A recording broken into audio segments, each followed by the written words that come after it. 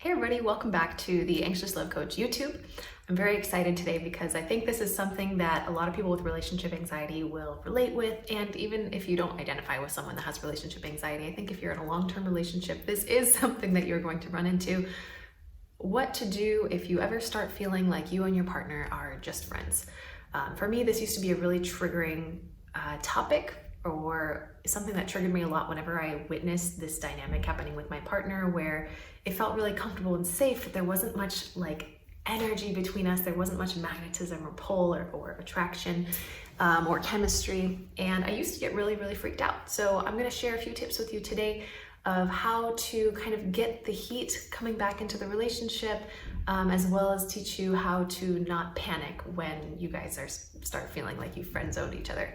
So the first thing I really want to emphasize is that the success that happens in a long-term relationship and allows a couple to be resilient over the long run, not just, forcing equality or forcing a long time being together, but also how to make that long time together quality, how to have a quality relationship over a long period of time. The first part is you need to actually be able to tolerate the shit that comes up, tolerate the moments when there's not a ton of spark, tolerate the moments where it's not so wonderful, and to not panic. That is one key pillar. The other key pillar is knowing how to identify the stuck areas in the relationship, and while normalizing it, simultaneously stand for a more empowered, exciting version of the relationship. Hold the vision while simultaneously being patient. A lot of us think if I just accept that this relationship is kind of meh right now, it's gonna always be that way. Quite the opposite. If you can come into acceptance of my relationship's kind of blah at this moment, coming into acceptance around that, you can start moving towards, all right, what can we do about it now?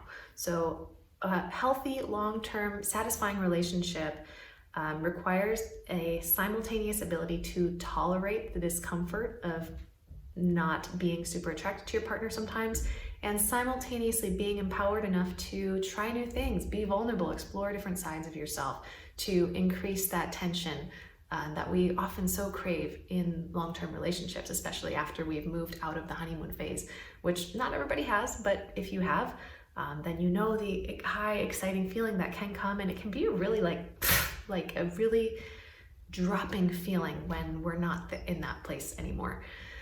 So how do we learn how to tolerate discomfort? Quite simple, but not easy. Learning how to sit in it. Feeling into the sensations. A lot of times when things get boring, it's really that things are quite peaceful and still. And if you had a lot of chaos in your childhood, stillness might suddenly feel really uncomfortable and frustrating for you. You might crave the high of something happening. A lot of clients of mine tend to pick fights because it gives them something to fix. So don't panic if you and your partner are having a really healthy dynamic that just doesn't seem to have a lot of drama. More than likely, over the years, you guys have learned how to communicate more effectively. And especially if you're like me and you love Marshall Rosenberg's nonviolent communication, when you did this, I felt this way, and I would really like this. And the other person validates you and mirrors that back to you. And it's very, very healthy and very, very yummy, especially if you are used to chaos. But it can be kind of boring at the same time. So first of all, getting comfortable with the discomfort of boredom that does happen in relationships. Regularly engage in a meditation practice, something that gets you to tune into stillness regularly, yoga, qigong, so that you can become more comfortable with stillness and non-events inside and therefore in your relationship. With my clients, we spend a lot of time sitting in silence and checking in. What's happening? What's happening? What's happening? And getting more and more comfortable with that.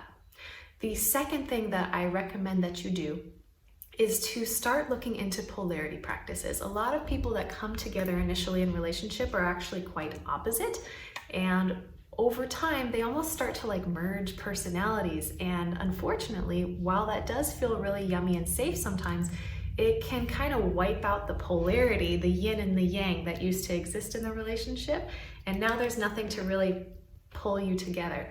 So after you've established kind of a neutral ground and it feels safe, the next step, as David Data actually talks about, is to consciously re-choose polarities into the relationship. In my course, Relationship Anxiety Alchemist, as well as in my group programs, we talk a lot about polarity and the science of attraction and how to consciously re-choose your position on one end of the spectrum within your relationship, playing with different sides of yourself and bringing different sides of yourself to the table. And that can re-spark the relationship. So learn how to feel safe in your body for when the moments of being just friends, learn how to feel safe with that, and simultaneously work on bringing new sides of yourself to the table. A quick way to know which sides of yourself are missing: notice if you ever get attracted to other people, what side of you do they bring out in you? I did a whole couple of videos just on what to do if you ever feel attracted to other people. Be sure to listen to that. And use that to teach you what sides of yourself you're not bringing to the table in the relationship, and use that as an opportunity to show your partner a new side of you, get vulnerable, get risky, and offer a little bit of space for your partner to potentially show up in an equal but opposite way. And that way there can be a little bit more polarity in the relationship. So if you love this, be sure to check out my online course, Relationship Anxiety Alchemist. We go into this as well as all the tools and techniques to feel safe in a committed, healthy, long-term relationship. And I hope you enjoyed this video. Be sure to like and subscribe and tell your friends, and I'll see you guys in the next video.